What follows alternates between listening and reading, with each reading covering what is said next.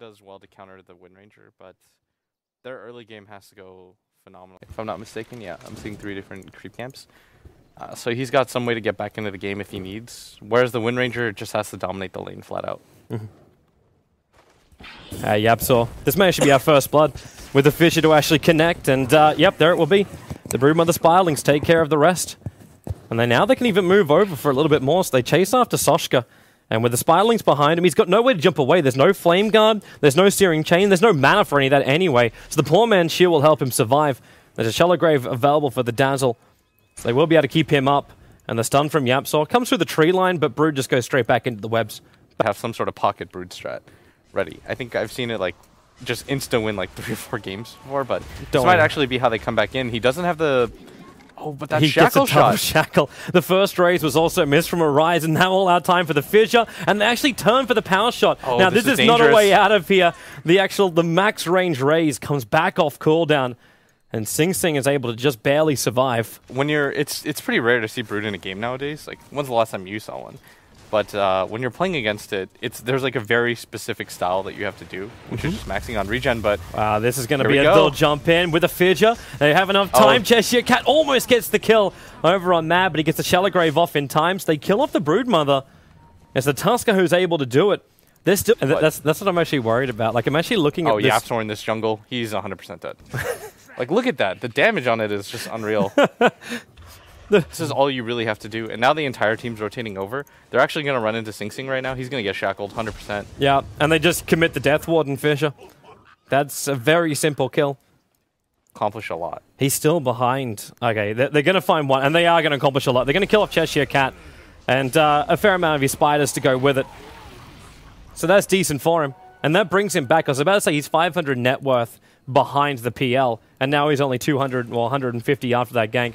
Looks like Sing Sing wants to keep it going, though. Chasing up to J4. Gonna go for the Walrus Punch, but J4, okay. Turn for the Fissure. The Shackle didn't come in time. It was a double hero Shackle. Chommy's managed to hit a lot of those already tonight, but it wasn't quick enough to save him from the death of the race. Well, like, with what he's been given, he's been pretty active on the map. The problem with this type of style, though, is it's a little bit inconsistent. Like, you have to get a lot of kills, but I mean, somehow it's kind of working out for him. He's finding him. Finding him left and right. Big Nun needs a little bit more regeneration, though. That Voodoo Restoration won't do it. And again, SF comes in, finds the kill with that race. If Chommy had enough mana for a power shot as well as vision on that hill, he might have... That's right. Like, they're going to go make another excursion in their jungle, and I really like this. Like, this is a good game plan overall. Big Num's just going to get rolled on. He's 100% dead. Yeah, they're right behind him. He may have his own sentry walls down trying to feel safe here, but it's just not possible. No, I really like the way that MFF is playing. Like, they're making... Like an early Orchid.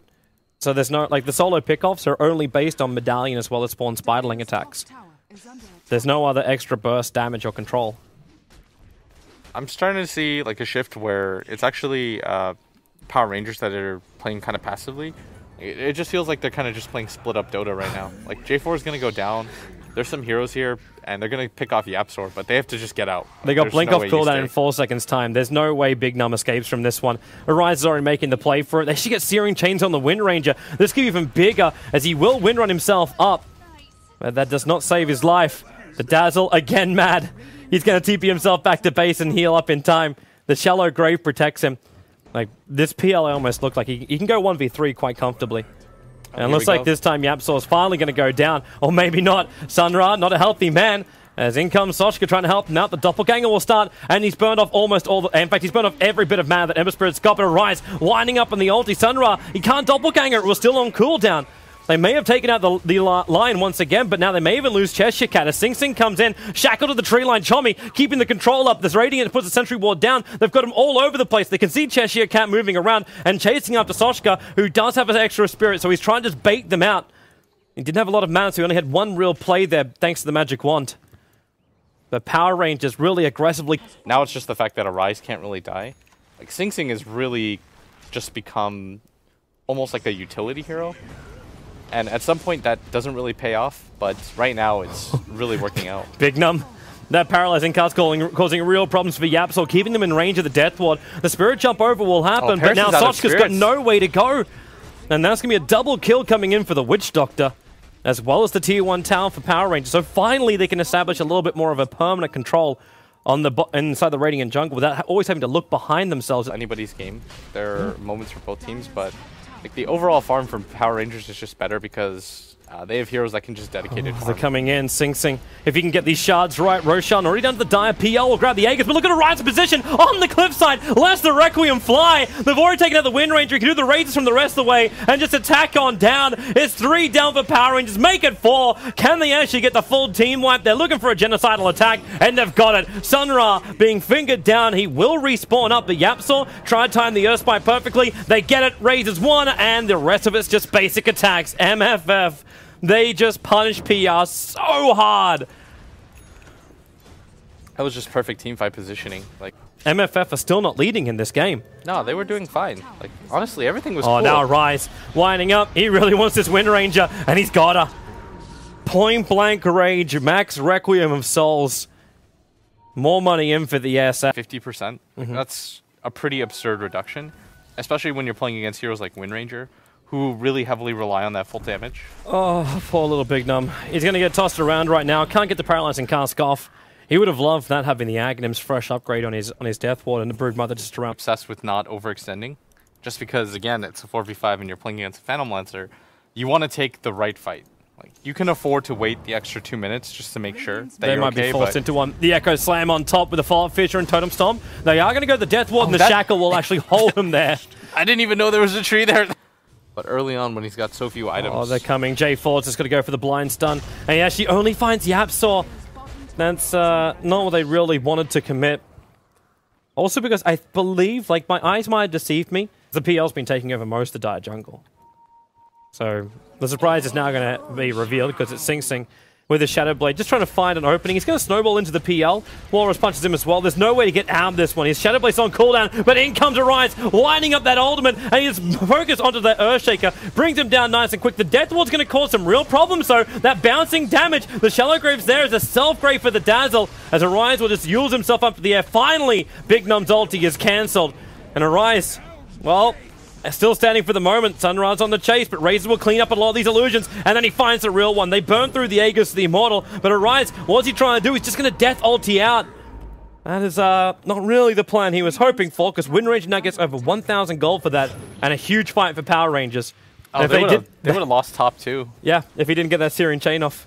Yeah, then you're not going to be able to deal with the Tricore of the Broodmother, the Wind Ranger, and the Phantom Lancer. They can see the Broodmother. They're going to snowball in. Arise actually blinks himself onto the hillside. He's not in range to dish out the damage. Oh, he's stuck. They know about it too. Yeah, someone needs to have a 4-stuff or something, but they just don't have it. They can't get him free, and now Sasha's going to get isolated. The stun comes in from Yapsaw, buys a space for Sasha. Could now also be Glimmer Cape down, as Sing Sing tries to also get him free, and the double shackle into the Echo Slam. J4 might take considerable damage, but he's still getting himself away. It's a Death Ward from Big Num, bringing Yapsaw down to almost nothing, sitting on 3 life, and they just gotta hit him. They didn't hit him. He's blinking back into the fight, and will finally be killed off. Arise, able to survive as he blinked himself away, but they just, they ignored him. Like, he's Mr. Cellophane right there. I think he ring around the rosied it and played the fog perfectly.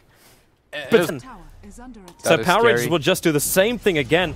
Like, he lands up to Arise, you slow him. In fact, Sun Ra just has a crack at it.